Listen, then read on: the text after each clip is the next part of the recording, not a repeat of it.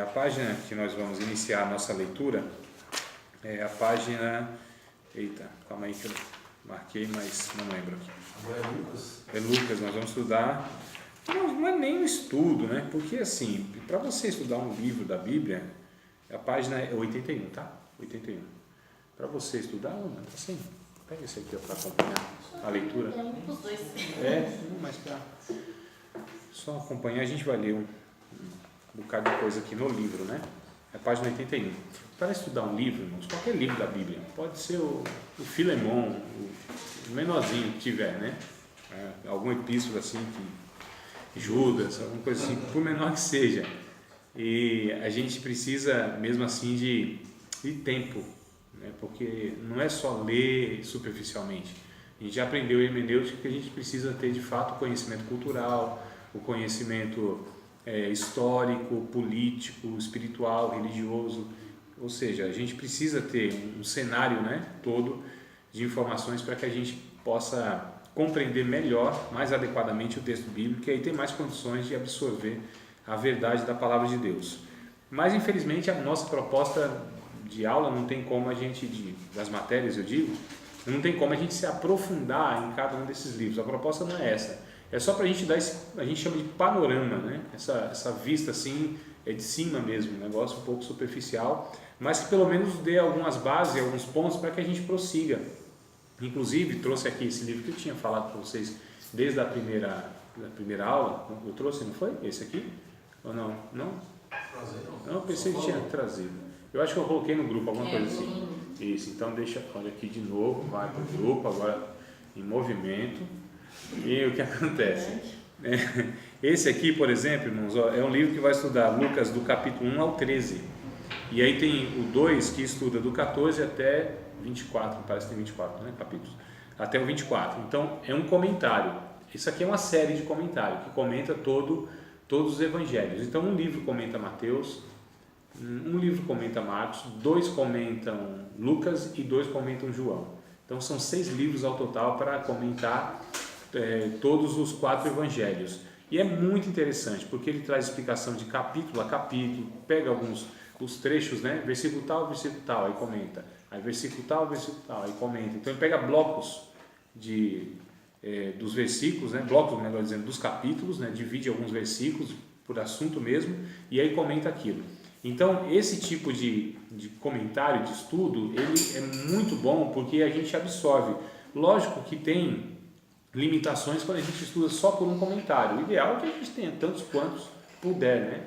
E assim, irmãos, é investimento na vida.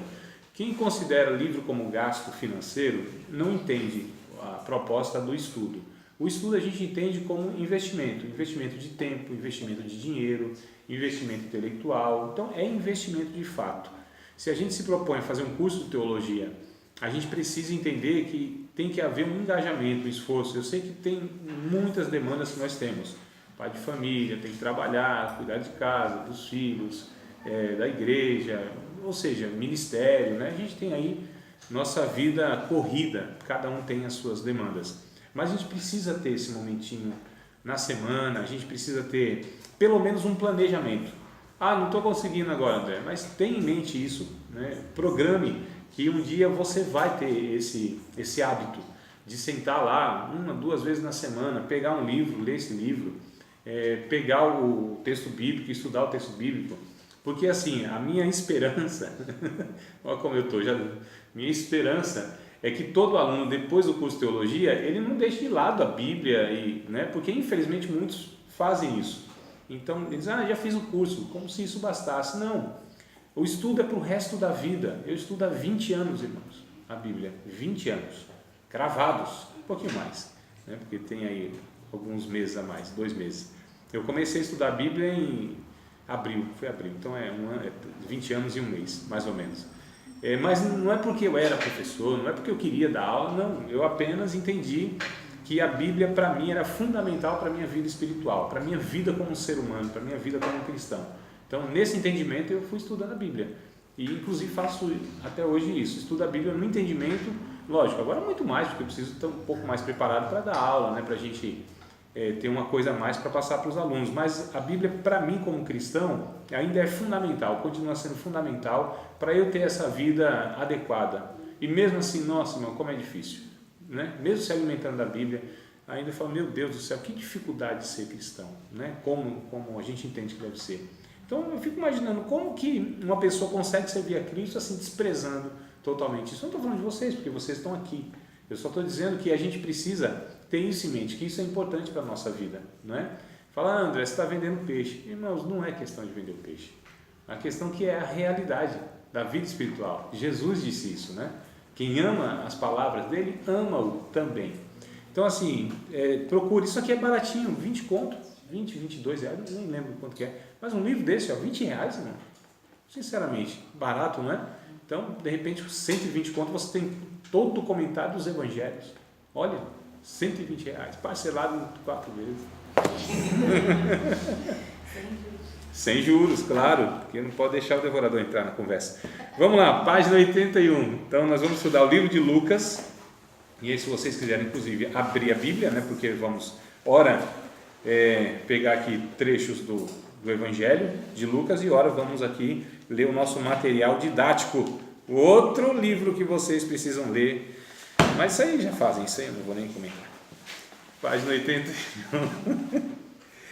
Lucas, eu quero começar então no livro de Lucas, no Evangelho de Lucas, no capítulo 1, verso 1 ao 4, nós vamos ler aqui e vamos comentar aqui onde está escrito, capítulo 3, Evangelho de Lucas, em vermelho. Acharam aí? Lucas, capítulo 1? Não, no livro, nós vamos ler o livro de Lucas, capítulo 1, versículo 1 ao 4, tá? Na Bíblia, então Lucas 1 ao 4. No livro, a página 81, está lá, capítulo 3, e está em vermelho lá, Evangelho de Lucas, não está? Assim, vermelho? Está em azul. Ah, agora está em azul, né, mano? Vermelho aí, ó. Então tá lá, Evangelho de Lucas. Então deixa eu ler primeiro aqui na Bíblia e a gente parte para a leitura aqui. Tendo, pois, muitos empreendido pôr em ordem a narração dos fatos que entre nós se cumpriram, segundo nos transmitiram os mesmos que os presenciaram desde o princípio, foram ministros da palavra.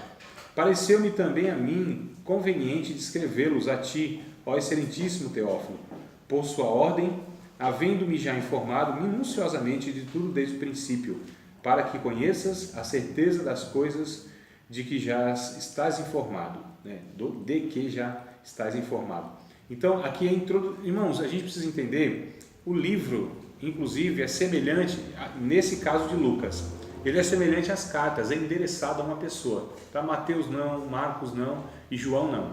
Mas Lucas endereça, né? Ou seja, ele destina, ele escreve, tem em mente uma pessoa específica. Lógico que ele tem também um todo, não é só o Teófilo. Ele tem em mente, na verdade, os gregos. Tá? E embora na época que Jesus veio lá na Palestina, Roma era quem dominava, mas ainda havia muita influência grega. Havia ainda muitas pessoas de origem grega, né? De fala grega. Inclusive o Novo Testamento, a língua que é usada para escrever o Novo Testamento é a língua grega, embora sejam inclusive autores hebraicos, né? Judeus e tudo mais. Então ele tem em mente, lembra que Mateus ele escreve para os, igual a escolinha, aí vocês completam. É para os? Hein? Tão baixinho com medo de errar. Para os judeus. Marcos escreve para os romanos, né? Lucas, então, por sua vez, para os gregos. E João escreve para a igreja. Então, olha só, cada um tem em mente um destinatário. Foi? Foi o quê? Caderno. Ah, esqueci. Meu Jesus, pega uma folha. Não quer uma folha? Ah, tá, então tá bom. Então anota aí o trem aí, mano. Tudo você achar importante. Anota. Isso daí já está marcado. Sabe? Já, em algum lugar. Perguntando para ela, cadê o Entendi. Tá Já. no celular, no seu. Eu estou então revendo, né? Olha como é importante vocês anotarem. Você falou que isso é conteúdo da prova, inclusive. Eu não falei, eu falei que poderia ser. Eu jamais que eu vou ficar entregando, facilitando para vocês alguma coisa. Meu papel aqui é problematizar e dificultar, jamais dar dica assim tão fácil.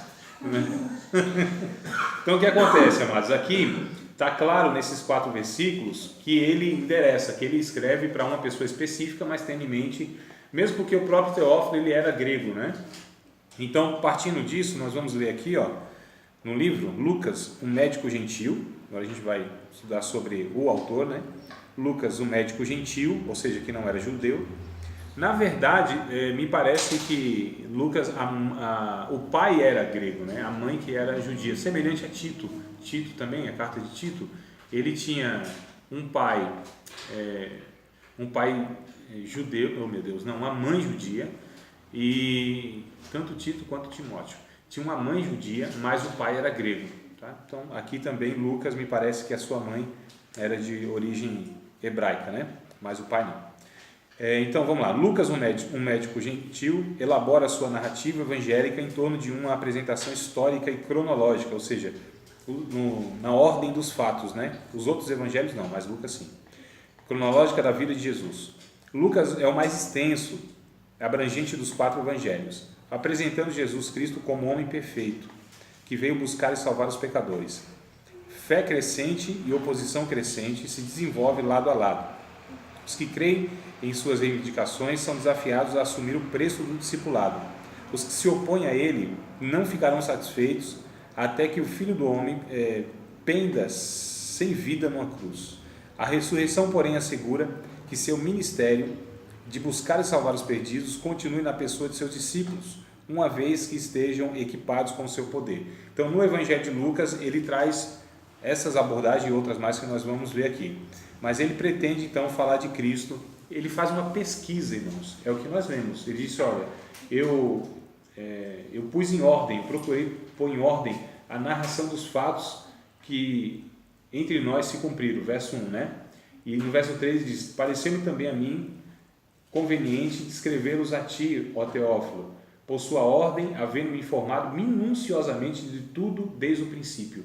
Então, Lucas, ao contrário de... O Marcos escreve e recebe as informações de Pedro. O Mateus é aquele que andou com Jesus, é o apóstolo, né? O Levi. E o Lucas não, ele não esteve com Jesus, ele não presenciou os fatos, ele não recebeu de nenhum apóstolo as narrativas. Ele pesquisou, quer dizer, não recebeu no sentido que Marcos, né, que teve Pedro do seu lado, narrando para ele muita coisa. Lucas não andou com Jesus? Não. Eu já li sobre isso. Eu fiz umas pesquisas, né, que Lucas, na verdade, ele foi convertido, né, era gentil, né, através de Paulo, né? Exato. Eu também Através de Paulo que ele Exato. se converteu, né? O Lucas é quem escreve Atos, né, que a gente vai falar daqui a pouco.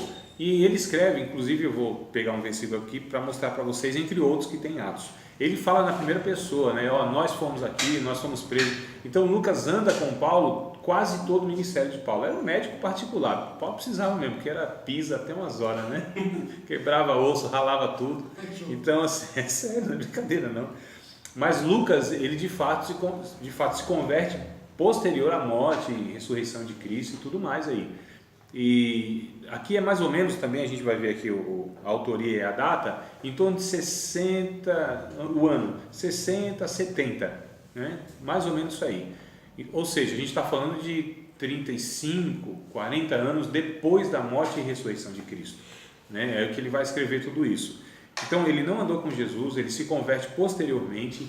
Aliás, muita gente se converte depois que Jesus ascende ao céu, envia o Espírito Santo, os apóstolos pregam, muita gente se converte, inclusive os irmãos de Jesus, o Judas, o Tiago, eles só se convertem depois da morte e ressurreição de Cristo. Olha que coisa interessante, que é quem escreve, então, a carta de Judas. Esse Judas não é o Judas Iscariotes, e nem é o outro Judas também, né? Tinha 2 Judas, é o Judas, irmão de Jesus. O Tiago, que escreve a carta de Tiago, ele também não é o Tiago menor, não é o Tiago maior, nem o filho de Alfeu, nem o filho de Zebedeu, ele é o Tiago, irmão de Jesus, mas todos eles se convertem após Tiago, né? Quem escreve a epístola de Tiago é o irmão de Jesus, quem escreve a epístola de Judas é o irmão de Jesus, ou como chamam, meio irmão, né? Porque... então Judas, que escreveu Judas foi o irmão de Jesus, Isso. não foi o outro Judas. Não. Os Iscariotes tinha se suicidado. Sim, mas tinha e tem o Judas, oh meu Deus, agora... Mas ele não é chamado de Judas, ele é chamado pelo segundo nome. Não é Bartolomeu? Judas Tadeu. Tadeu, isso, Judas Tadeu, aleluia, Veio em dose dupla, bênção. Então, Judas Tadeu é quem... Judas Tadeu não. Judas Tadeu é um discípulo também, é um apóstolo. O Judas Iscariotes é outro apóstolo. E tem o Judas, que é o irmão de Jesus. Marcos, capítulo de número 6, só para tirar essa dúvida, vamos lá, já pegando Bíblia, chega assim já. Marcos 6. Capítulo 6, verso 3. Só para a gente, já que houve aí essa dúvida, né? Capítulo 6, nós vamos falar sobre os irmãos e as irmãs. Então, Jesus tinha irmãs também. Como nessa época ainda era muito forte essa questão cultural de não colocar nos registros a genealogia, as mulheres, né, não eram contadas, embora Lucas ele vem trazendo essas informações, porque Lucas de fato é diferenciado dos outros, já não tem aquelas amarras da cultura judaica, né, então ele já vai trazendo informações que é peculiar mesmo de um autor que não é judeu, tá? Então, Marcos capítulo 6, verso 3, está escrito assim, ó, não é esse o carpinteiro, referindo-se a Jesus, né, filho de Maria, olha só, irmão de Tiago, de José, de Judas e de Simão, e não estão aqui conosco suas irmãs, então a gente entende que são mais de uma, está no plural, né? Então, mais de uma. Então, no mínimo, Jesus tinha 6 irmãos, no mínimo, 4 homens, tem o nome deles, e mais no mínimo 2 irmãs. Eu estou colocando 2 aqui que é o mínimo, mas de repente pode ser 3, 4, 5, quem é que sabe? Né? Mas vamos chutar por baixo aqui, já que a gente está falando de um número grande de filhos desde o começo, então aqui vamos colocar aí pelo menos 6 irmãos. Então olha só, Tiago, que é o Tiago que escreve a carta, José é o mesmo nome do pai de Jesus, né? Ou pai adotivo, mas é irmão, Judas, que é quem escreve a carta, e Simão, que não é o Simão Pedro, e nem Simão Zelote, que é outro apóstolo. Meu Deus, quem é isso? É o irmão de Jesus. O Simão é o irmão de Jesus. São nomes comuns, irmãos. Então nós temos Maria, muitas Marias na Bíblia. Então no Nordeste na Bíblia o que mais tem é Maria, né? Então no Nordeste Maria, das 10, 11 olha. Então assim, são nomes comuns que nós temos. A gente só precisa identificar quem é quem, que nem sempre é a mesma pessoa, mesmo tendo o mesmo nome, tá bom? Inclusive a gente vai ver isso aqui daqui um pouquinho, a gente vai ver essa questão que atribui, aliás, nós já estudamos em outra matéria, não sei se foi a hermenêutica, a Maria Madalena, né? Então a gente vai ver alguns aspectos aqui. Tudo bem, irmãos? Voltando então para a questão da autoria. Tá claro então? Até aqui, tem alguma dúvida? Ficou alguma coisa confusa? Não, porque às vezes eu vou falando muito rápido, né? Falando muita coisa e eu, com a pressa e com o desejo de passar um monte de coisa para vocês, às vezes eu atropelo e atrapalho também. Então, eu consigo não atrapalhar hoje aqui a aula. Autor, na página 81, tá? Do livro aí, se vocês tiverem. Esse evangelho foi escrito por Lucas, né? Um médico grego, para os seus patrícios, que amavam a beleza, a poesia e a cultura. É importante essa informação, porque eles apreciavam a beleza, a cultura e a poesia. Enquanto os judeus, para eles era importante as informações culturais no sentido do judaísmo, de onde viria o Messias, qual a sua genealogia, os sinais que ele teria que cumprir, as profecias que ele teria que cumprir, enquanto para os judeus era importante isso, e aí Mateus se preocupa com tudo isso para passar a mensagem do Evangelho, então Lucas ele se preocupa também em trazer Jesus com essas informações que eles tanto desejavam, almejavam, ou seja, um homem perfeito. Na cultura ou na mitologia grega, vocês devem conhecer alguma coisa, não é possível, né, de mitologia grega, seja pelos filmes, seja pela escola, de alguma forma. Aqueles homens perfeitos, aqueles semideuses, né? Então na mitologia grega todos os deuses são de alguma maneira meio humano, né? Eles têm características humanas, aliás, eles têm o pior do humano, né? Um tem raiva, o outro tem inveja, o outro enche a cara, né? Nas orgias e tudo mais, o deus Bacchus. Então assim, os deuses da mitologia grega, eles são na verdade são projeções de homens, mas nesse desejo de ser super-homens, ou seja, tem um poder, sejam deuses de fato. Então o Lucas ele traz Jesus mais ou menos nesse entendimento, ou seja, é o homem Jesus, né? Inclusive o termo filho do homem é muito usado em Lucas, esse termo, filho do homem, e Jesus prefere mais esse termo do que qualquer outro, inclusive remete lá a Ezequiel, que usa, né, o filho do homem e tal. Então Jesus usa termo, esse título, mais do que qualquer outro. Estou falando em todos os evangelhos, tá? Mas aí Lucas, ele aproveita então essa informação, filho do homem, e apresenta Jesus como esse homem perfeito, esse homem que não teve mácula, não teve pecado, um homem que é a própria sabedoria de Deus, né? E que traz, na verdade, tudo isso que os gregos eles almejavam e procuravam.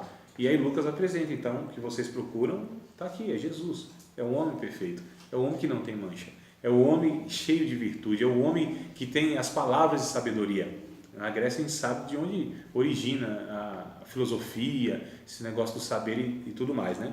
Então, o Lucas aproveita tudo isso aí. Vamos continuar a leitura aqui, então, amados. Viviam num mundo de grandes conceitos, né? Era difícil agradá-los, muito exigente. É igual os alunos de teologia, depois que faz assim teologia, já não ouve qualquer um. Então, o Evangelho de Lucas fala do nascimento e da infância de Jesus, dos cânticos inspirados relacionados com a vida de Cristo. Nele encontramos a saudação de Isabel ao receber a visita de Maria, também um cântico de Maria. Então, como eles davam importância à cultura, tem muitas músicas, muitos cânticos, principalmente no início, né? Vamos ler o texto do capítulo 2 de Lucas, irmãos, aí. Bíblia aberta, que a gente vai ler bastante texto bíblico aí, principalmente do livro de Lucas, né? Então, lá no verso de número 52, que é o final, e aqui o próprio livro nosso didático vai dizer que aqui é o primeiro bloco, né? Que ele se divide, se não me falha a memória, Lucas capítulo 2, verso 52. Ele divide o livro de Lucas em alguns blocos, né? Se não me falha a memória, são três ou cinco, é que é um número ímpar, agora me fugiu da memória. Então, um dos blocos, e o primeiro é esse aqui, que vai do capítulo 1 até o capítulo 2, verso 52, e é que vai falar sobre o nascimento e infância de Jesus. E no verso 52, olha a informação bem interessante que ele traz aqui. E crescia Jesus em sabedoria, em estatura, em graça para com Deus e para com os homens. Então, são dois aspectos do crescimento na graça. Então, o que Lucas mostra para esses gentios, para esses gregos? Jesus foi um homem, nasceu como homem, aliás, lógico que nasce com ação de Deus miraculosa, né? Não teve a questão, a participação do homem, o homem mesmo, macho, sêmen, esperma, não teve, mas ele é gerado, 9 meses, tudo certinho, nasce como uma criança normal. Estou falando do nascimento, né? E então ele cresce aqui como qualquer menino, aqui ele tinha 12 anos, então ele cresce aqui em sabedoria, ou seja, intelectualmente, Jesus vai crescendo, Jesus ele precisa aprender, irmãos, é tão interessante, porque aqui a gente vê a humilhação de Deus. Imagina Deus ter que aprender a falar beabá, né? A pessoa não é, olha como, se a gente, é Deus que a gente está falando, irmãos. É a própria sabedoria em pessoa, né? É o Criador, é quem deu toda a inteligência do homem, que não é nada. Então, esse Deus, ele se humilha, e agora por um casal pobre, tem que aprender as primeiras palavras, balbuciar as primeiras palavras, andar. Imagina só, que humilhação para Deus, né? 2 seres humaninhos, pegando cada um na sua mão e ensinando os primeiros passos, trocando a fralda de Jesus. Será que ele sabia quem ele era, tipo, com 5, 6 aninhos? Não, aí não. Não é? Com 12 anos, sim. Aqui, nesse texto, sim. Aí ele já mostra que ele tem uma consciência. Porque quando os seus pais vão perguntar o que ele estava fazendo, por que ele fez aquilo, não foi com a família toda, né? Ficou lá no templo, eles tiveram que voltar. Por que você fez isso com a gente e tal? Vocês não sabem que me convém cuidar das coisas do meu pai, dos negócios do meu pai? Então aqui com 12 anos, Jesus ele já mostra a sua consciência. Sabe quem ele é, a sua missão e quem é Deus. Com 12 anos. Então, antes não, mas com 12 anos sim. Aí ele tem essa consciência. Inclusive, eu entendo que isso aqui é a consciência de um ser humano maduro. Com 12 anos. Ser humano maduro. Porque a maioria de nós, irmãos, vamos morrer sem ter a clareza de quem somos nós, quem de fato é Deus, qual é a nossa missão e por que raio de cargas d'água nós estamos por aqui nessa vida. A maioria de nós ainda, tudo confuso, né? Estou falando de profissão, de que faculdade que deve fazer, se caso se compra uma bicicleta, estou falando dessas coisas. Eu estou falando de significado da vida, né? A gente fica assim meio alienado, a gente passa a vida e não sabe definir essas coisas. Mas Jesus com 12 anos tinha clareza de tudo isso. Então Jesus como um ser humano, Com 12 anos ele era um ser humano maduro, nesse sentido. Com 30 anos, que a gente vai ver um pouquinho mais para frente, ele era um ser humano pleno, completo. Não tinha o que Jesus ser melhorado mais, aperfeiçoado mais. Aí você fala assim, mas André, ele foi? Sim. Hebreus vai dizer que Jesus, ele aprende como um filho pela obediência. Então ele teve, como ser humano, teve que aprender de fato aquilo que o ser humano deve aprender. Só que ele chega nessa plenitude com 30 anos. Olha só, 30 anos. Com 12 ele já sabia tudo, né? Não é que sabia tudo. Com 12 ele tinha clareza de tudo isso, né? Ele ia crescendo, não é que intelectualmente não, ele ia com um menino de 12 anos. Ele não era um menino prodígio, não era um superdotado, ele só tinha clareza desses pontos. Agora sim, ele precisou de fato estudar a Torá, né? Como um menino judeu. Então na verdade até 12 anos ele era identificado se esse menino ia ou não para a escola dos rabinos. Nem todo ia, nem todo menino judeu, porque eu ouço muitas vezes, nem sei se eu já falei isso, mas se eu falei eu estou aqui me retratando, que não é todo menino judeu que sabia a Torá e a lei assim de cor e salteado, não era todo, né? Tinha uns que se destacavam, esses que se destacavam eram enviados para as escolas dos rabinos, aí lá ficava com o rabino até a sua maioridade, e essas pessoas eram treinadas, esses meninos eram treinados para de fato ser ensinadores, mas não todos. E Jesus, ele é um mestre. Lá com 30 anos, ele se apresenta como um mestre, como um rabi, como um ensinador, né? Só que a questão dos outros mestres, dos escribas, dos fariseus, dos líderes religiosos, a questão é que Jesus não tinha passado por esse processo. Quem é que ensinou esse menino essas coisas? Isso não é filho do carpinteiro, que nós lemos no capítulo 6 de Marcos? Isso não é filho do carpinteiro? A gente não conhece seus irmãos, José, suas irmãs. Quem ensinou essas coisas para ele? De que escola que ele veio? Quem foi o seu mestre? Gamaliel não foi, né? A gente vê em Paulo depois. Quem foi? Então, em Jesus teve essa questão. Eu posso dizer que Jesus foi um autodidata, ou seja, aquele que por si só investigou a lei de Deus. E ele teve que aprender, amados, como ser humano. Como Deus, ele era onisciente. Só que lembra que nós falamos em Cristologia, nós tivemos essa matéria, Cristologia? Foi a primeira matéria, né? Lembra que nós falamos que Jesus ele se esvazia dos atributos divinos? Ou seja, onisciência, onipotência. Então ele se faz como homem, como nós. Um homem, 100% homem. Jesus, ele não usou dos artifícios de Deus, nesse sentido, dos recursos da deidade. Ele foi um ser humano que passou fome, que passou frio, que teve cansaço, que tinha que dormir um pouquinho, pelo menos, né? Então Jesus foi um ser humano como nós. Sentiu solidão, sentiu tristeza quando foi traído pelo seu melhor amigo, né? Em certo momento ele de fato entendeu que o próprio Deus, ele sentiu solidão não só por causa dos discípulos que tinham abandonado, mas do próprio Deus. Olha só, que é algo muito mais grave no sentido existencial. Você sentir assim, não digo um vazio de Deus, mas esse sentimento, essa sensação que Deus te abandonou. Deus meu, por que me desamparaste? Não é? Então a gente percebe que ele foi um ser humano 100% humano. 100%, irmãos. Tudo o que ele fez, absolutamente tudo, foi por causa da unção do Espírito Santo que sobre ele veio após o batismo, com 30 anos de idade. Quando João Batista o batiza, o Espírito Santo vem sobre a vida dele, o unge, e a partir só daquele momento que ele começa a realizar milagres, a pregar, ou seja, a exercer o ministério de profeta de fato, né? Então Lucas apresenta e faz questão. Ele era um ser humano normal, nesse sentido, natural, melhor dizendo. Normal não, né? Mas natural. Então ele crescia em sabedoria, verso 52, em estatura, para mostrar de fato, ó, ele foi crescendo, desenvolvendo o seu físico, né? Biológico. E também crescia em graça para com Deus. Isso quer dizer que ele, à medida que ia crescendo, ele também ia crescendo espiritualmente, na maturidade, em saber e crescendo no entendimento de quem era Deus. Ele sabia que era o pai dele, mas ele foi sendo discipulado pelo próprio José, talvez, seu pai, com certeza, né? Pelo próprio José e sua mãe, que eram judeus piedosos e judeus. Irmãos, Deus não ia confiar o seu filho a um casal assim displicente, não, né? Relapso, relaxado, que não ensinava nada de Deus para os seus filhos, né? Então, a maioria dos judeus, por cultura, eles eram assim. E, lógico, como os crentes, porque assim, irmãos, o povo da Bíblia é como nós, igualzinho a gente. Quando a gente pega assim, a gente, nossa, todo mundo que passou, todo mundo que é judeu é piedoso, todo mundo que é judeu conhece tudo de Deus. Não, tem os relaxados também, tem aqueles que não vão à escola dominical, tem aqueles que não querem saber nada de teologia, tem aqueles que não lê Bíblia.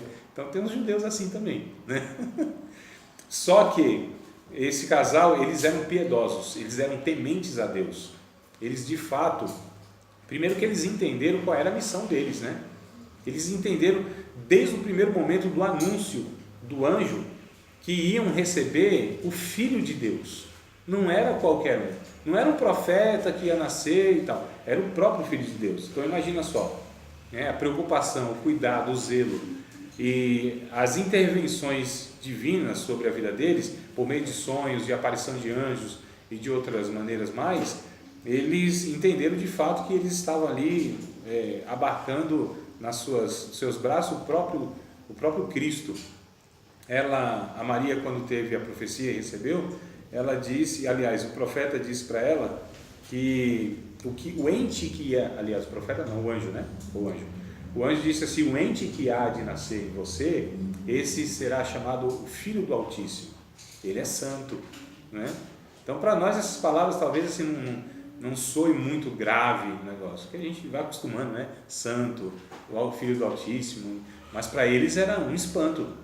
O que eles estavam ouvindo, a dimensão é muito maior do que a gente ouve, assim, tá vendo? Não causa impacto nenhum, vocês não devem nem glória a Deus disso, mas para eles, assim, né? Não tem impacto nenhum, a gente se acostuma, né, a ouvir essas coisas. Mas assim, o santo que há de nascer, o Filho do Altíssimo e tal, então eles entenderam que ali era o Filho de Deus, tanto é que quando havia uma ordem divina, eles cumpriam aquilo lá, não questionavam. Para onde nós iremos com o menino? Vai para o Egito, sai do Egito, volta para Jerusalém, vai para não sei aonde. Então eles tinham essa preocupação, sabendo que aquele filho não era deles. E nós, amados, já aproveitando o gancho aqui, falando de filho, a gente está falando de filho hoje, né? Não sei não, mas eu estou achando que alguém vai ter mais filho aqui. Não, eu já dei baixa no CNPJ,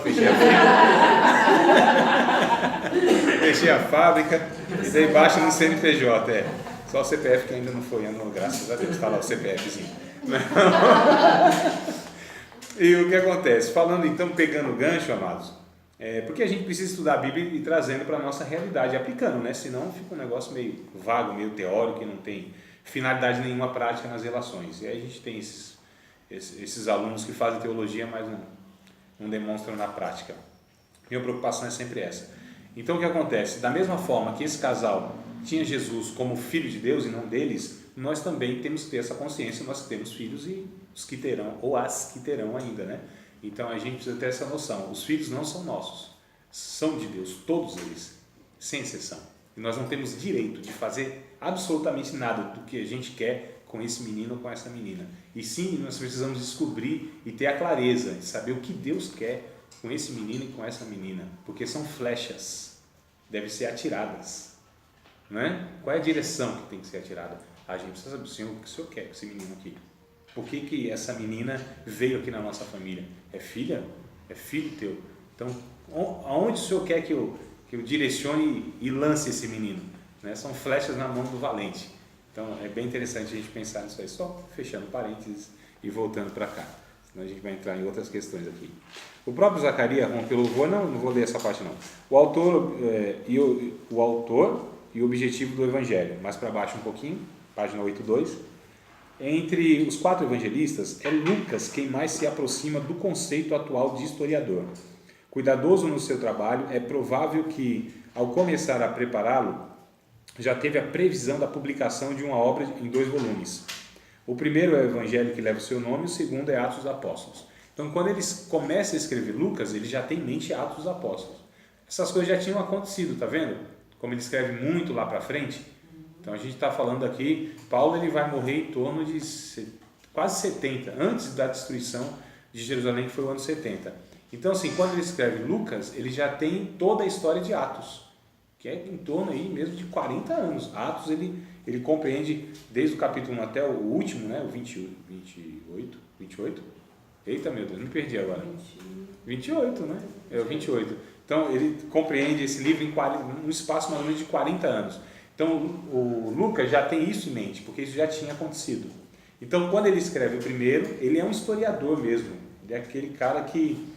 Ele é um médico, lógico, mas por ser médico, ele é instruído, irmãos. E não era qualquer pessoa que tinha a instrução que Lucas tinha. O Mateus, um pescador. Marquinho, um jovenzinho lá que eu nem sei o que fazia da vida. João, pescador. São pessoas muito simples, não tem essa... Mateus, isso que é o próprio... Não, desculpa.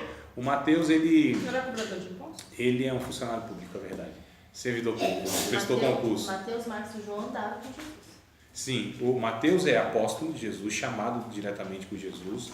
O Marcos, ele não anda com Jesus, né? Ou seja, não é um discípulo chamado por Jesus, ele segue Jesus, como muitos na multidão seguiam. Ah, ele não é um dos 12? Oi, quem? Marcos não é um dos 12? Não, Marcos não. Marcos, ele é o primo do Barnabé. Lembra o Barnabé que pega Paulo e introduz... Então, ele é um jovem, ele aparece em Marcos, lá no capítulo último, 16, um menino, 15, 16, né? Aquele menino que estava levando um cântaro na sua cabeça, onde Jesus disse para os discípulos seguirem, porque lá onde ele fosse parar, que era a casa dele, eles iam celebrar a Páscoa lá, entendeu? Então, aquele mesmo jovem que aparece, quando Jesus foi preso, ele aparece seguindo Jesus na noite, e aí os soldados vêm, correm para pegá-lo, e ele foge nu, porque estava enrolado no lençol. É esse mesmo rapaz, É o mesmo Marcos que no capítulo 12 de Atos, o povo está na casa dele, orando para que o Pedro seja solto. Né? Então Salomé, que é a mãe de Marcos, é onde tinha a igreja lá em Jerusalém. É esse Marcos. Eu achei que era um dos 12. Não era. Então Mateus sim, é aquele chamado, é um publicano, chamado de publicano da coletoria. O João também, que é Pedro, Tiago e João. Então esse é o João. Esses dois, estou falando dos evangelistas. Agora Lucas e Marcos já não são esses apóstolos, né? E Marcos conhece e segue, Lucas nem viu Jesus. Provavelmente não viu Jesus, não conheceu pessoalmente. Então ele tem informações das pessoas que viram. Ele tem informação, por exemplo, de Paulo, ele tem informação de outros apóstolos, porque ele diz no capítulo 1, nós lemos aqui no começo da aula, que ele vai perguntar, ele vai procurar saber minuciosamente os detalhes daqueles que já escreveram alguma coisa a respeito dele, ele diz, né? Capítulo 1. Então, muitas pessoas já aprenderam a escrever a respeito e tal. Eu me propus a fazer isso de uma forma muito mais detalhada, procurei saber daqueles que andaram com Jesus. Então, ele tem muito mais uma investigação do que um relato de testemunha ocular. Então, Lucas, diga. Não, só para... Falando em seguidores, José de Arimateia é só um seguidor também de Cristo, não? Não, o de Arimateia. Não, deixa para vocês. Não era um dos 12. Eu acho barato. Não, vocês podem ter resolvido aí? Entre as irmãs tá tudo bem aí? Coisa interessante, eu fiquei aqui maravilhado. Coisa boa, né? Não é todo dia que a gente tem na aula assim, uma cena assim pitoresca dessa. O que acontece? A pergunta foi se ele era seguidor, né? No sentido de discípulo. Não, que nem Marcos. Não, sim, mas não era um discípulo, era um seguidor. Sim. Era um seguidor, sim. Ele conhecia Jesus, ele era temente a Deus, o José de Arimateia, estou falando, né? Inclusive foi quem oferece o sepulcro, né? A sepultura dele para a crucificação. Tem duas pessoas aí. O José de Arimateia é uma pessoa importante na sociedade, semelhante ao Nicodemos. Então são duas pessoas que são proeminentes, são conhecidas, respeitadas na sociedade. O José de Arimateia e o Nicodemos. São dois discípulos que seguem Jesus assim meio na surdina, né? Entendeu? Meio camuflado. Só tirar uma dúvida, eu li sobre José de Arimateia que depois da ressurreição de Jesus, ele foi preso. Não, eu não me lembro, eu não tenho essa informação, pelo menos não me recordo. O que acontece é o seguinte, ele era uma pessoa que tinha, de alguma forma, tinha algum tipo de autoridade. Isso, né? Então ele pede o corpo de Jesus. Isso, exatamente, mas depois da ressurreição... Ele ou Nicodemos pede o corpo de Jesus, é um dos dois. A questão é, não, acho que é o Ele próprio... lava o corpo de Jesus. Isso, então, ele pede, né? Ele pede o corpo de pega, Jesus. ele lava. Ele tem autoridade para dar ordem, desculpa, ele recebe autoridade para dar ordem de pegar o corpo de Jesus Isso. e colocar na sua sepultura que ele oferece. Não é todo mundo que tinha uma sepultura também, irmãos, naquele tempo. Então essa ideia de não ter onde cair morto, desde essa época, já tinha. Então muita gente não tinha onde cair morta. É fato, tô brincando não. Então, até... Isso ainda é comum nos dias de hoje. Sim, rapaz, pobre Tem um sempre existiu na lugarzinho vida. próprio ali para quem tem patente de família, senão fica público para todo mundo lá. E José de Arimateia era um homem rico, que a Bíblia vai dizer, né? Ele era um homem rico, ele então tinha essa posição social de preeminência, ou era proeminente. Então, oh meu Deus, a pergunta, até perdi a pergunta. Se era discípulo, não, ele era um seguidor de Jesus.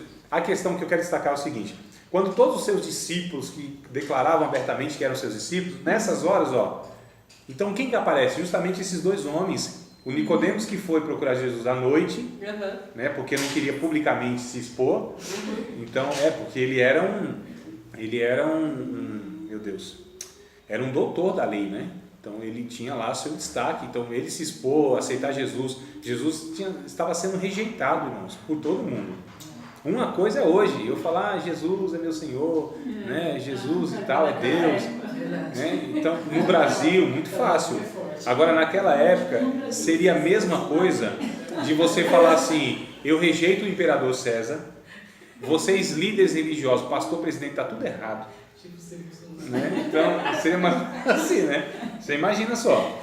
Então, você se expunha à morte, a ser perseguido. Então, esses homens, eles têm assim uma cautela. Mas na hora H, na hora que Jesus mais precisou, embora ele estivesse morto, mas o que ele mais precisou, esses homens, eles se expuseram. Os seus discípulos correram, né, com medo e tal, mas esses homens, eles deram a cara a tapa, falando aí a grosso modo. Então, José de Arimateia foi um discípulo de Jesus que se mostrou, na hora que mais precisava, uma pessoa que mostrou que era mesmo, declarou que era discípulo de Jesus. Semelhantemente também o Nicodemos, quando a gente lê o Evangelho de João. Mas vamos voltar para Lucas. Tá tudo certo? Tudo Sim. mais ou menos respondido? Mais ou menos? Tá. Então tá bom. Eu estava lendo aqui, né? Vamos continuar na página 82? Bora lá? Com a publicação desses livros, vocês acharam, hein? Não, mas eu queria ainda trazer uma informação do que eu enrolei e não falei o que eu queria também. Então ele escreve Lucas e depois escreve Atos dos Apóstolos, né? Que ele já tem tudo em mente.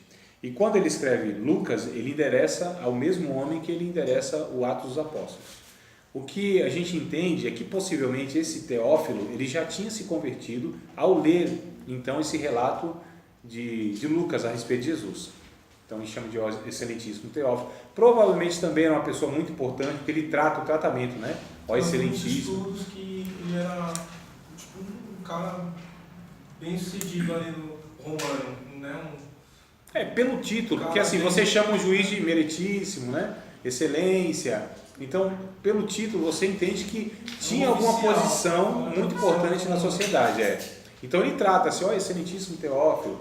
Já no Atos ele trata como se fosse um irmão, ô Teófilo. Né? Já chama pelo nome, mas já sem essas burocracias, essas formalidades de chamar pelo título e tal. Então a gente entende que em Atos ele já tinha se convertido. E aí ele conta então a história da igreja. Muito interessante isso, né? Então relato, Aleluia, aleluia. A gente tem que ficar atento, né? Vai que é alguma coisa assim, né? A gente está aqui no ambiente espiritual, né? Então, barulho assim, sabe? Até identificar e ter discernimento. Ficar atento, né? De repente, é só mesmo uma ação de Deus para que ninguém durma esses barulhos. Então, o que acontece, amado? Eu vou falando besteira, eu perco da meada. Segundo ele já estava mais... Possivelmente já tinha se convertido, né? Mas vamos voltar aqui para o livro. Com a publicação desses livros, o autor quis transmitir uma mensagem de valor universal, ou seja, para todos, né? Que Jesus, o Filho do Altíssimo, e aí está a referência, né? Lucas 1:32, representa o último capítulo do desenvolvimento da humanidade. Olha que coisa interessante. E que sua existência terrena manifesta sob a denominação de o Filho do Homem, tá? Lá em Lucas 6:22. Significa que Deus veio estabelecer o seu reino entre nós, e que nos convida a participar dessa realidade nova e definitiva. Olha, irmãos, a importância, o capítulo 17, verso 20 e 21, já diz para vocês umas 200 vezes esse versículo. Eu acho que até vocês já gravaram ele. Lembra? Capítulo 17, verso 20 e 21 de Lucas. Não diga que o reino de Deus vem com aparência exterior e diga que ele está aqui ou acolá, porque o reino de Deus está entre vocês. Então ele vai falando sobre o reino de Deus. Esse estabelecimento da última, vamos colocar, da última parte da história humana, ou seja, o estabelecimento do reino de Deus. A gente chama de escatologia iniciada, né? É o início do final dos tempos. Então, é chamar de escatologia iniciada. A acabada vai ser lá mesmo, só Deus sabe para onde, mas é o Apocalipse que conta isso aí. Mas aqui já começa, já inicia, né, o começo do final dos tempos, que é o cumprimento lá de Daniel, dizendo que Jesus viria e as nações seriam destruídas. É porque os profetas do Antigo Testamento não contavam com esse intervalo que nós temos já de 2000 anos. Para eles, o Messias viria, já julgaria todo mundo e já estabeleceria o seu reino e estava tudo certo. Tanto é que quando Jesus vem e isso não acontece, aí os judeus se frustram. É por isso que crucificam Jesus. O que eles esperariam? Se é o Messias, vai nos libertar. A gente não vai ter mais esse jugo romano, né? A gente vai ter a justiça. Então, assim, o Judas mesmo, o Iscariotes, quando ele viu Jesus, tem dois personagens muito interessantes nesse grupo de Jesus, que é Judas e Simão Zelote. Simão Zelote, os Zelotes, eles eram revolucionários, eram contra o governo, anarquistas, né? Se a gente contextualizar. Gente rebelde, assim, a gente não quer o Estado, a gente é contra o governo, a gente, entendeu? Contra todo mundo. Então esses, chamados sem lei, né? Sem lei, fora da lei. Então, Esse Judas aí, você fala do Judas? não, estou falando do Simão Zelote. O grupo Zelote, os Zelotes, era esse grupo revolucionário. Certo. Eram os caras assim, como eu vou dizer, era um povo antissocial mesmo, os caras revolucionários. Então, olha só quem Jesus chama. Olha o naipe dos caras. Um revolucionário. E Judas, quando ele aceita, o Judas Iscariotes, quando ele aceita vir como discípulo de Cristo, ele tinha no fundo essa esperança, né? O cara era materialista, também revoltado com Roma, como era a maioria dos judeus. A maioria dos judeus era assim. Agora, olha quem Jesus trabalhava para os romanos também? Quem? O Judas. Não, no final, não. O que ele vai, na verdade, receber é dos próprios judeus, né? Dos líderes religiosos. Ele foi vendido, mas ele não tinha nenhum papel publicano. Não, pela informação, não tem nenhuma informação. Quem tinha era o Mateus. Só o Mateus. Agora, olha quem Jesus coloca no meio. Quer dizer, um cara que era totalmente revoltado com Roma, coloca um outro que era servo de Roma. E era tido na sociedade dos judeus como um traidor, né? Então o cara... No grupinho deles devia ser da hora, né? Então, Jesus faz isso até hoje, reúne gente assim que só por Deus, né? Né? Então, esse é o papel do Espírito Santo, fazer com que essas pessoas, assim, das mais diversas opiniões, sentimentos, temperamento, personalidade, gosto, opinião, se junte nesse negócio chamado igreja, e o Espírito Santo use ferro com ferro para se afiar e molde o caráter. Faz isso no casamento, faz isso na igreja, faz isso na parentela. Então, não estou brincando não, isso é sério demais, né? Então, olha o que Jesus faz, reúne pessoas. Vocês acham que era fácil liderar esses 12 homens? Só, quer dizer, é só Jesus, né? Só Jesus, né? Só por Deus, né? Como diz alguns aí. Então, assim, só para a gente entender todo esse cenário. E aí o próprio Jesus, com certeza, ele faz isso de propósito mesmo, para deixar essa lição para nós, né? Que o Evangelho tem como característica forte mesmo de trazer e convergir pessoas das mais variadas opiniões e desejos e tudo mais, mas convergir essas pessoas para que todas elas entendam que é uma família, que são irmãos. É o desafio da comunhão que a gente tem. O Espírito Santo, ele bate nessa tecla, porque esse é o papel do Evangelho, irmãos, unir as pessoas. Evangelho que desune, ele não é evangelho, é uma proposta religiosa de interesses pessoais de cada um que está criando o seu impériozinho, o seu reininho em cada esquina aí que a gente tem no nosso Brasil tupiniquim, que tudo que planta dá, inclusive essas coisas. Então, ele vai falando sobre o reino, né? Quer falar alguma coisa? Só vontade. Só... Tudo que planta dá. Só. Bom, depende. Segundo meu filho Mateus, ele diz, pai, de fato, árvore nasce em dinheiro, porque o dinheiro é feito de papel, o papel vem da celulose que vem, ele explicou tudo isso. É certo, tô brincando não. Tá bom. Discutir com um menino desse aí, eu vou passar mal. Vocês não têm noção, que o menino é o filho do Einstein. Então, vamos lá, amados, para não perder aqui, porque eu tô falando um bocado de besteira, podendo aproveitar aqui o negócio. Desde o prólogo do Evangelho, o prólogo é o começo, tá? É o início, né?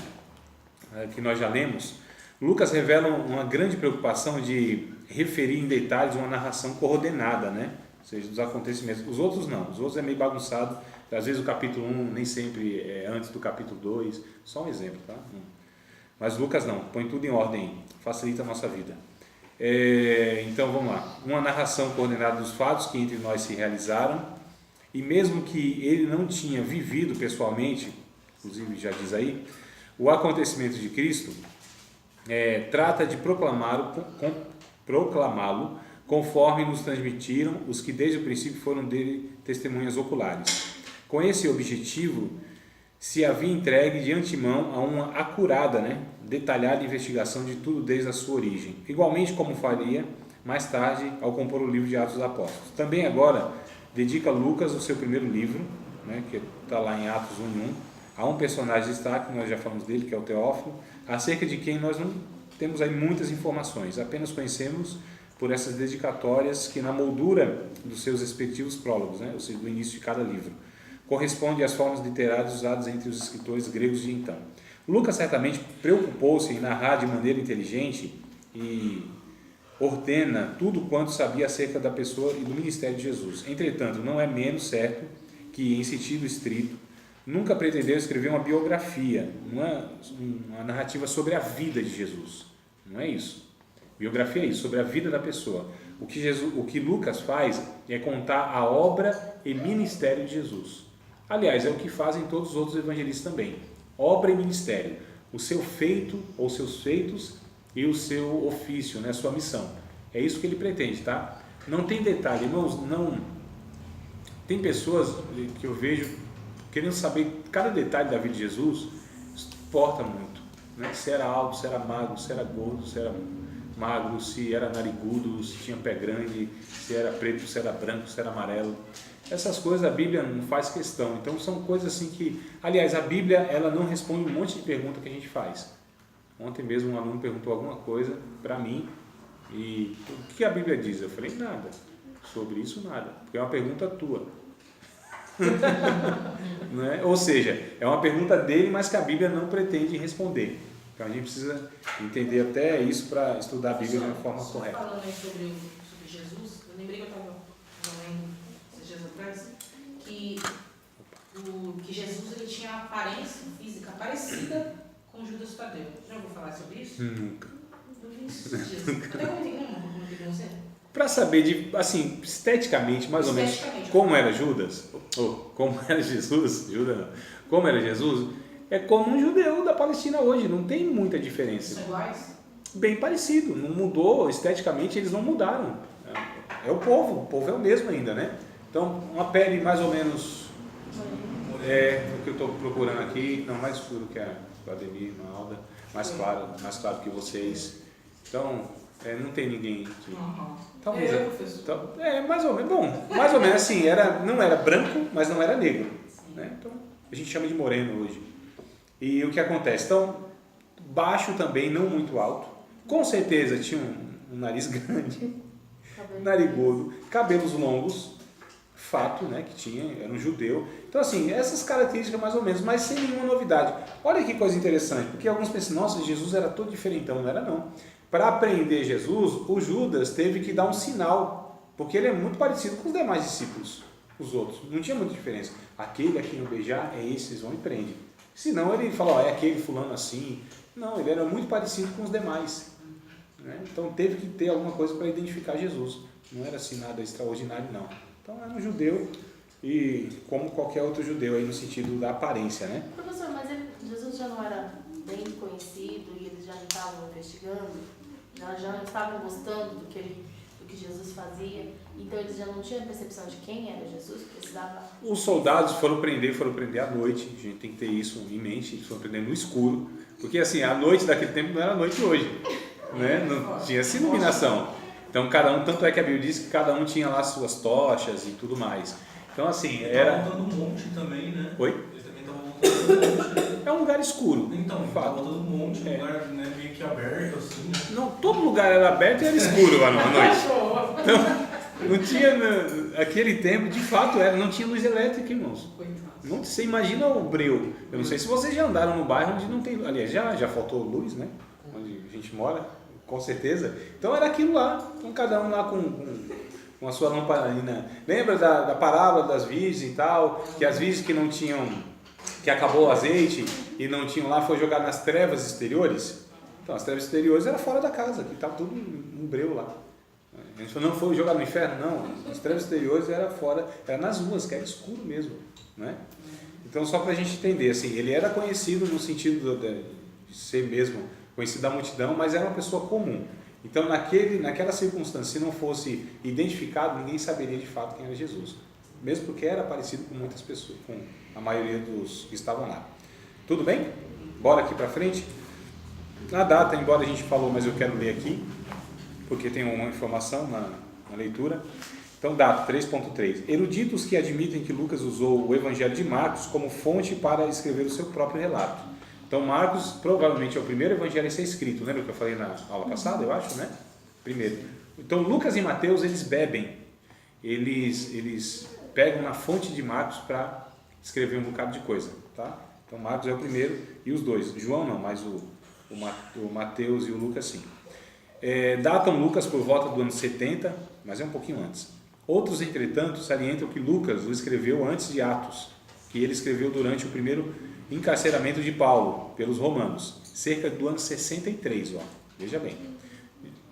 Jesus morre lá pelo ano 37, mais ou menos, com 33 anos, mas no ano 37. Há uma confusão lá de calendário, já falei isso para vocês, né? Esqueça aí que você dá um nó na cabeça. Como Lucas estava em Cesareia de Filipe durante os 2 anos em que Paulo ficou preso lá, aí vem Atos, vamos ler o Atos 27:1, que eu acho interessante, só para a gente ter a noção do que eu falei a respeito dessa questão, né? Atos 27, E verso 1, pode ler se achou, Daiane. Eu sei que tu é tu, viu? Então, Agora não tem como... 27:1. Preste atenção na narrativa, na fala.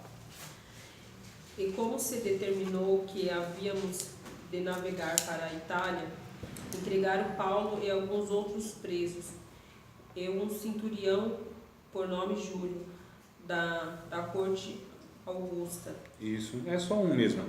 Então, olha só o plural que ele usa, né? Porque eu já estava, né? Isso, Lucas já estava. Quem está narrando isso aqui é Lucas. Sim.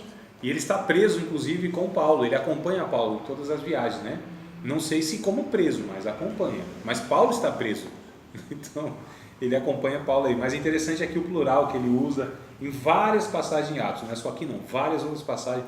Descemos até não sei aonde, fomos não sei aonde. Tá. Né? Paulo Então, ele fala assim, havíamos de navegar. isso, Ele então, estava junto. estava junto.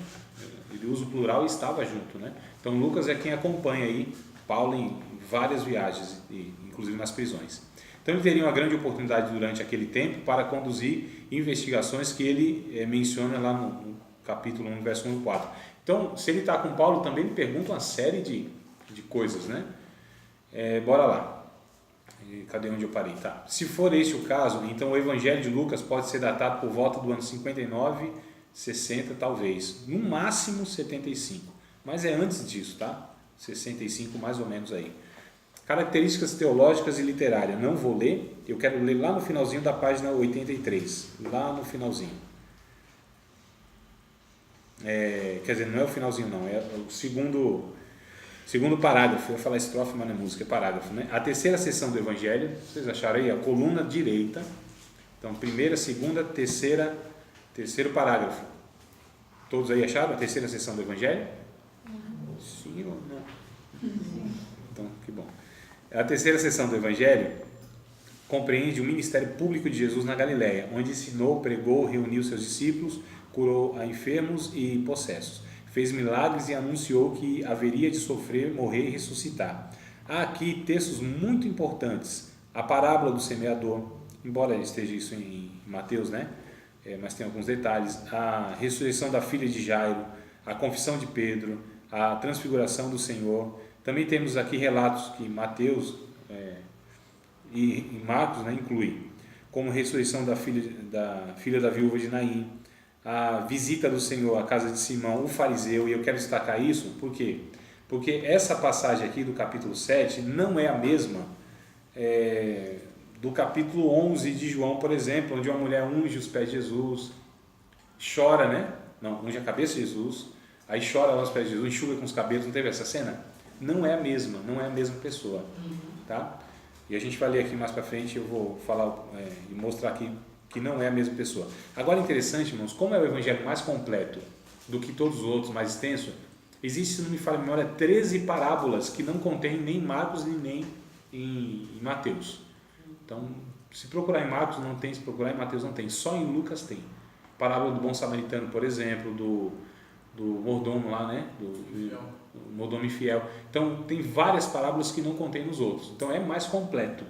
O Evangelho de Lucas é a narrativa mais completa que tem de toda a obra e ministério de Jesus. Tá? Por isso que vale a pena a gente... Falando também como ele narra também, né? Tipo, bem diferente também. Por ser médico, ele tinha conhecimento, por exemplo, ele traz detalhes de enfermidades.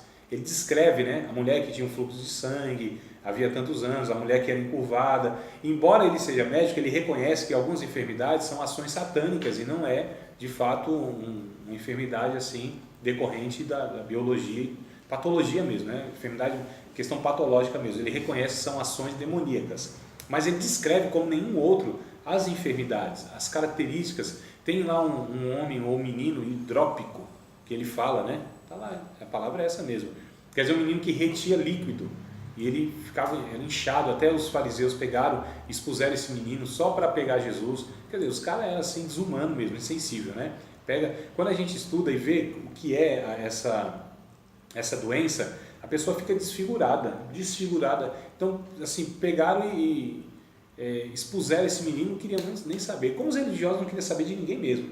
A mulher lá que foi pega no ato de adultério, eles não queriam saber do juízo, de absolver a mulher, de julgar, nem de justiça, nem de lei de Deus, nada. Só queriam usar aquela pessoa para pegar Jesus. Então, assim, religioso é desumano. Religioso é a pior raça que existe na face da terra, irmãos. É o instrumento mais eficaz na mão do diabo para atrapalhar a obra de Deus. São os religiosos, os líderes religiosos. Porque o diabo também introduz pastores no ministério. Então vamos lá. Senão a conversa fica muito pesada, né? Não é verdade? É sério, irmão. O negócio não é brincadeira. Quando a gente lê a Bíblia e os relatos, a gente vai vendo que não tem nada novo não no cenário. A igreja primitiva, antigamente, não sempre houve os mesmos problemas. O homem é mau, é ruim, é perverso, é ganancioso, é pecador, é desgraçado, né? E o homem religioso pior ainda, porque usa a máscara da santidade, arrota santidade, né? Mas lá no fundo, no coração, são pessoas assim que não querem nem saber da pessoa humana, porque para mim, para você identificar um verdadeiro cristão, um verdadeiro discípulo de Jesus, e Lucas vai tratar disso no seu evangelho, é quando essa pessoa tem um profundo interesse pelo ser humano. Profundo interesse pelo ser humano. Mais do que tudo. Aí eu coloco, opa, aqui tem evangelho nesse negócio aí. Quando se preocupa com o ser humano. Quando olha para uma pessoa e a vê como uma pessoa.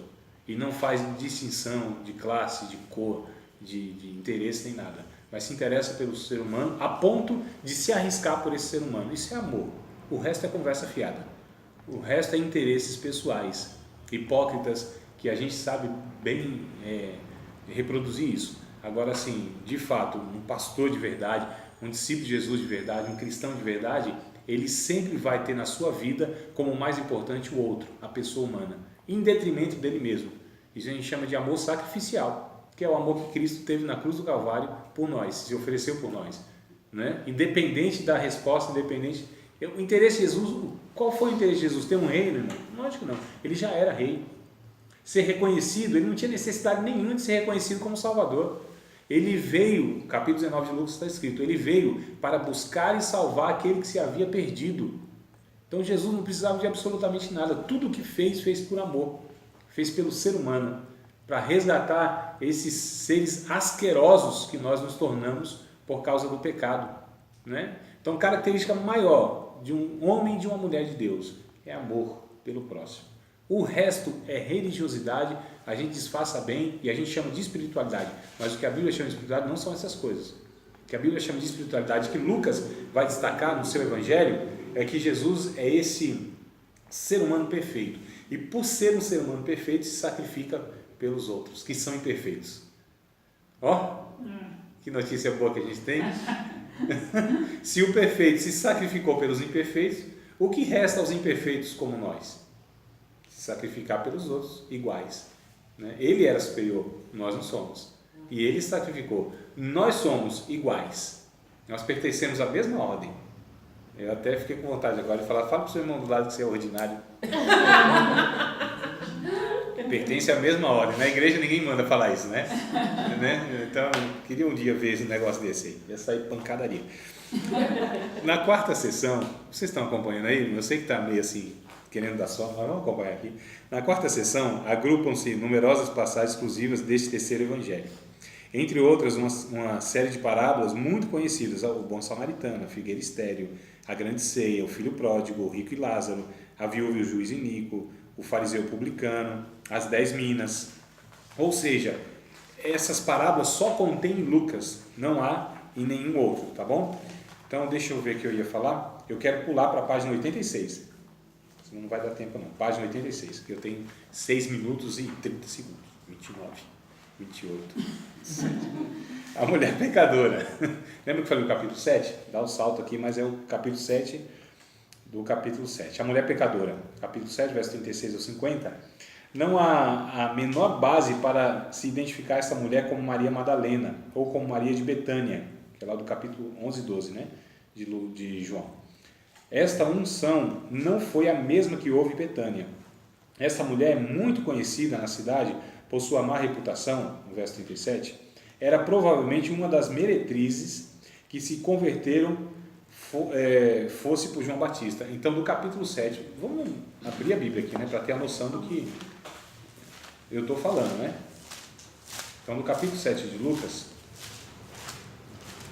eu sei que a gente já tratou isso em hermenêutica, mas vamos aqui reforçar que para a gente não cometer o mesmo erro, né? O verso, a partir do 36, está lá, chamado de uma mulher pecadora, e de fato o texto diz, né, que uma mulher, no verso 37, é isso que a mulher da cidade, uma pecadora. Esse termo pecadora, naquele contexto cultural, é a mesma coisa que falar uma mulher prostituta. É sinônimo, é a mesma palavra. Na cabeça deles, pecadora, prostituta. É sério. Tanto é que havia a distinção de pecadores e pecadores, né? Na sociedade de Israel, estou dizendo. Qualquer semelhança não é mera coincidência, a gente também faz isso, né? Para nós há pecadores e há pecadores. Não é verdade? O teu é pecador, né? É. Fofocou não. Não. É um pecadinho pequenininho, né, irmão? Coisa, né, em relação ao adultério, meu pai amado. Então, quem peca por adultério, assim, acabou a salvação, acabou essa pessoa, não serve mais, né? Agora, quem fala mal dos outros, aí a gente tolera. São pecados, a gente chama de socialmente aceitáveis, né? Então, são assim, a gente valora pecado. Então, aqui também eles tinham esse mesmo defeito nosso. Então, havia publicano, ele é amigo de publicano e pecadores. São as duas classes piores da sociedade. Publicano, que eram os traidores, né? Eles consideravam como traidores, porque trabalhavam para Roma, que oprimiam eles, e os pecadores, publicano e pecadores. Esses pecadores aqui é o pior grupo que tinha em toda a sociedade. Incluía marginais, assassinos, ladrões e prostitutas. E outros mais que houvesse aí. Mas era assim, era uma classe mesmo, né, separada como piores do que os outros.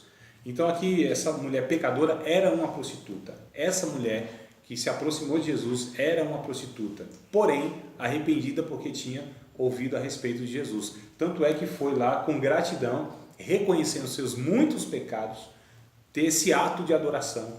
Ofereceu inclusive aquele que ela tinha, que alguns historiadores dizem que era equivalente a 1 ano de trabalho.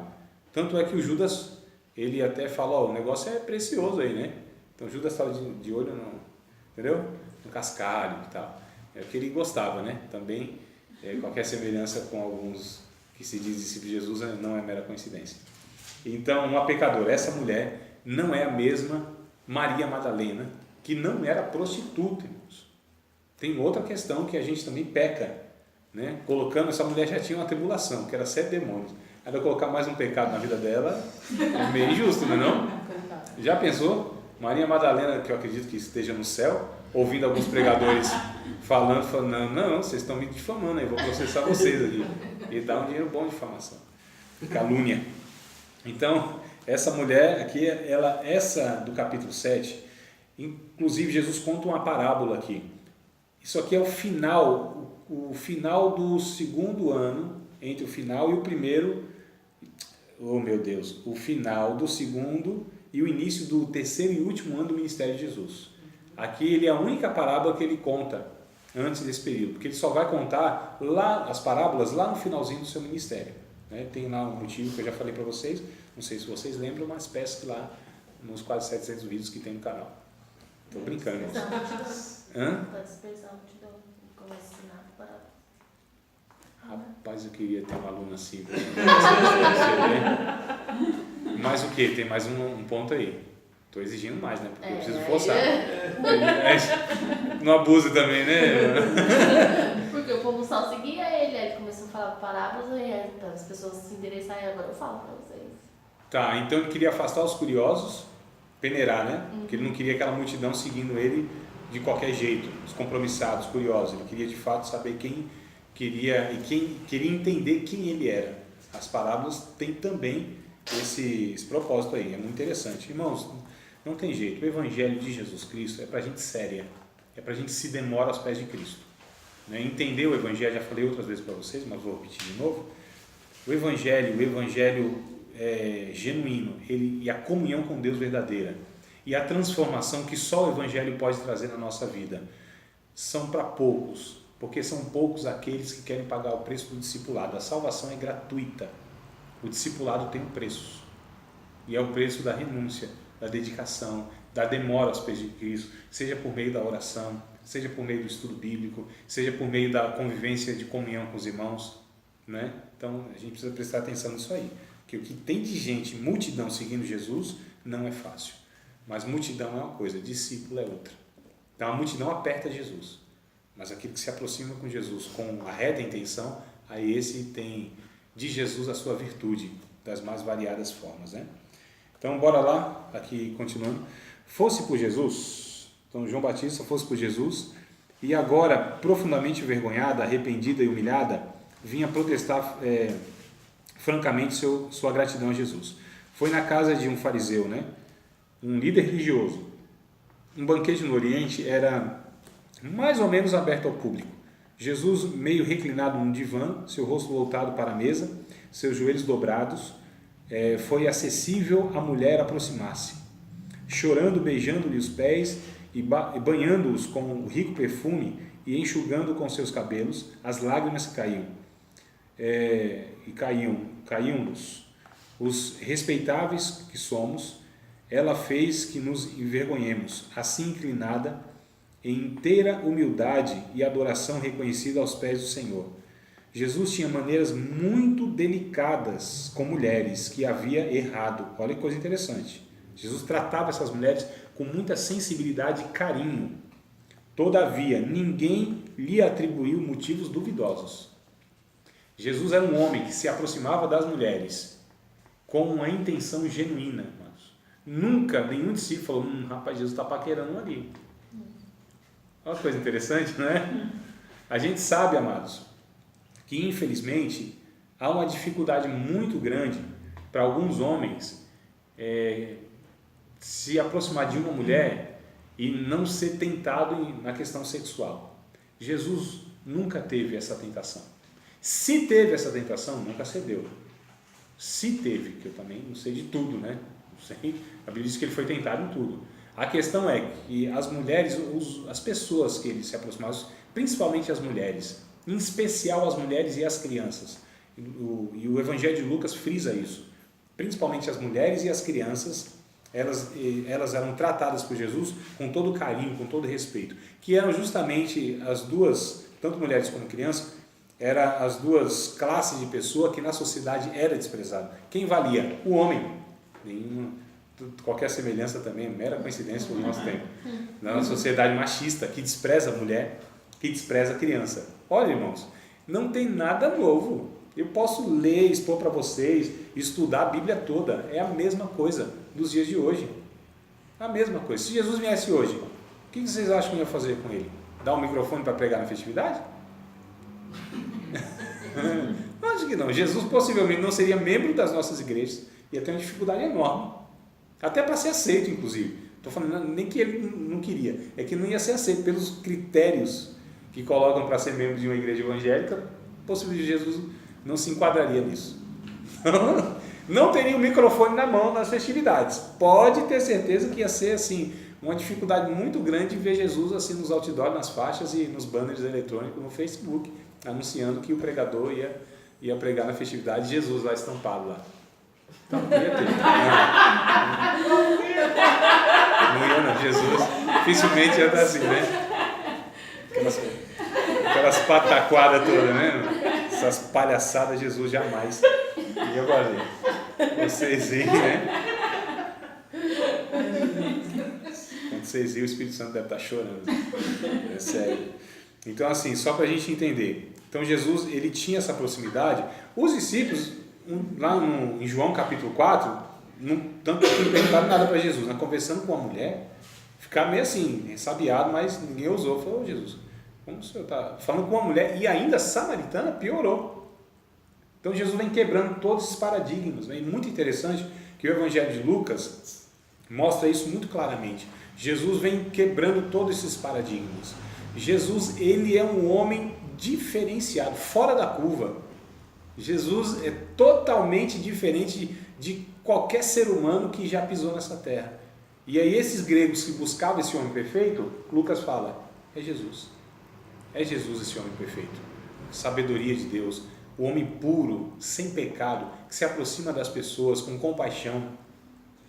Olha só, desejando abençoá-las, desejando curá-las.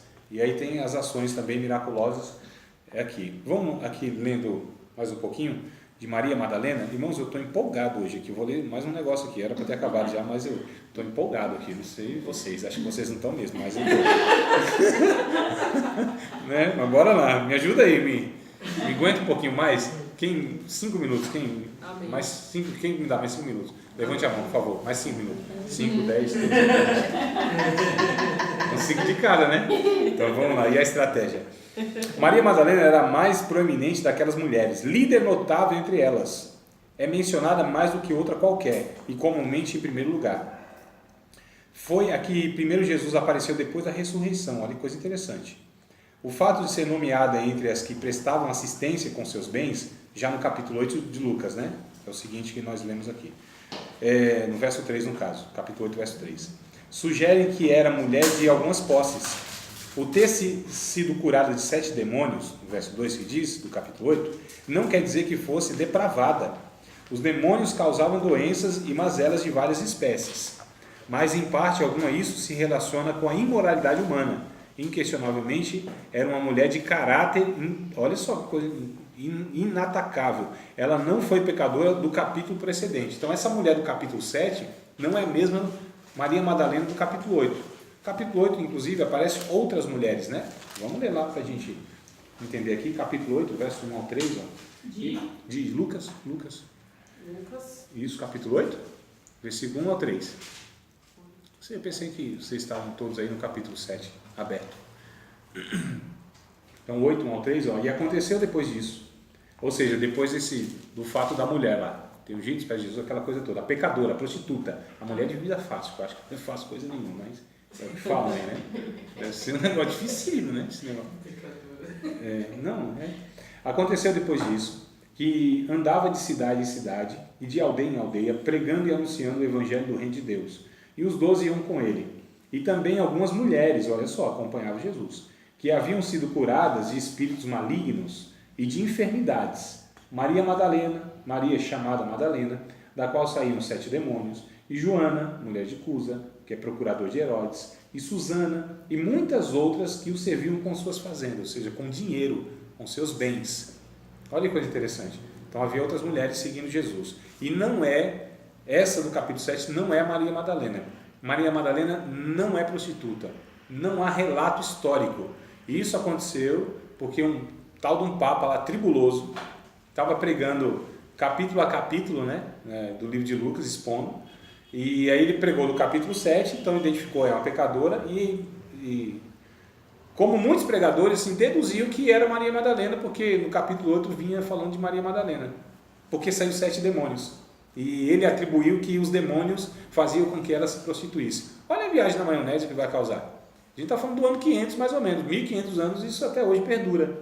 E as pessoas vão falando coisa que falaram há 1500 anos atrás. E vão perpetuando um monte de bobagem que a Bíblia não fala. Né? Mas só para finalizar aqui, ou para tentar finalizar, então o Evangelho de Lucas pretende mostrar Jesus, esse Jesus 100% homem, perfeito, sem pecado, que tinha compaixão das pessoas, que se aproximava daqueles que eram desprezados. Irmãos, é muito interessante, eu acho que é o capítulo 6, se não me falha a memória, vai falar de um leproso, que eu já falei para vocês de Marcos. Lembra? Jesus toca num leproso, que o leproso também era uma pessoa assim, totalmente excluída, muito mais do que crianças e mulheres, porque ele não convivia, não podia viver socialmente, vivia fora dos limites da cidade, né? Sim. A lepra era um negócio assim terrível naquela época. Era mais ou menos assim manchas brancas, escamosas, que elas iam se tornando caroços e deformava a pessoa, ficava deformada. E elas estouravam e era um cheiro horrível, uma aparência nojenta, né? Era assim podre mesmo. Então era um cheiro muito complicado. E aí, dependendo de um para outro, a lepra ainda fazia que os olhos caíam, apodreciam, ficavam dormentes e sensíveis aos dedos das mãos e dos pés, e a pessoa acabava entrando em coma e morria. Mas fora todo esse sofrimento físico, ainda era atribuído a uma pessoa uma maldição de Deus, porque a lepra, alguns atribuíam como pecado, culpa. Então era a mão de Deus que estava fazendo aquilo, ninguém podia tocar, era imundo. Tanto é que o leproso, quando se aproxima de Jesus, fala assim: Senhor, se tu queres, tu podes me purificar, podes me limpar. Ele não diz me curar. Tem até uma versão que diz pode me curar, mas é o seguinte, está assim: pode me curar e purificar-me. Porque eles entendiam que era mais do que uma questão de enfermidade, né? E Jesus tem um ato muito mais humano do que muitos religiosos têm, ou de todos os religiosos possam ter, que é tocar no leproso. Ele é sensível. Jesus, ele é muito mais humano, irmãos, do que nós podemos ser. Humano, que a gente tem. Jesus é assim, tão espiritual que é quase um semi-anjo, né? Em carne. Não, ele é humano. Ele tem sensibilidade. Ele pega as criancinhas no colo. Ele toca nas mulheres, se preocupa com a história das mulheres. Ele faz questão de mostrar que aquela mulher do fluxo de sangue, que era impura cerimonialmente, ele faz questão de mostrar publicamente que ela estava curada, para que ela voltasse, porque era conhecida, voltasse a ter oportunidade de adorar a Deus no templo junto com os homens. Faz questão, aliás, outra mulher também que a gente fala mal pra caramba, é a mulher samaritana, né? Mulher promíscua, né? Teve 5 maridos, foi 5? Foi? Aquela mulher não era promíscua. Né? Quem disse que aquela mulher era promíscua? Quem disse que a mulher, ela tinha dificuldade em relacionamentos? É fato. Teve casamento, não deu certo. Teve segundo casamento, não deu certo. Teve terceiro, não deu certo. Quarto, não deu certo. O quinto, não deu certo. E o que tinha ainda não era nem oficial. Jesus não vai ter marido. Mas não era uma mulher promíscua, prostituta. Não era. Possivelmente, essa mulher, inclusive, era tão virtuosa que aqueles 5 homens não deram conta. Tinha opinião própria. E o homem não gosta desse negócio, não. Né? Se a mulher bate de frente, tem uma opinião própria, tem razão, questiona o homem, irmãos, daquela época até hoje é assim. Então, possivelmente, essa mulher tinha virtudes, era inteligente, era à frente do seu tempo, e esses homens não deram conta. Possivelmente. Estou aqui deduzindo algo que não é tão assim, esdrúxulo, tão, não fere o texto bíblico, não. Então, só para a gente ter cuidado nesse negócio aí de colocar pecado e falar um monte de coisa que a Bíblia não diz, né? Tem alguma pergunta fácil e rápida sobre o Evangelho, claro, de Lucas? Não?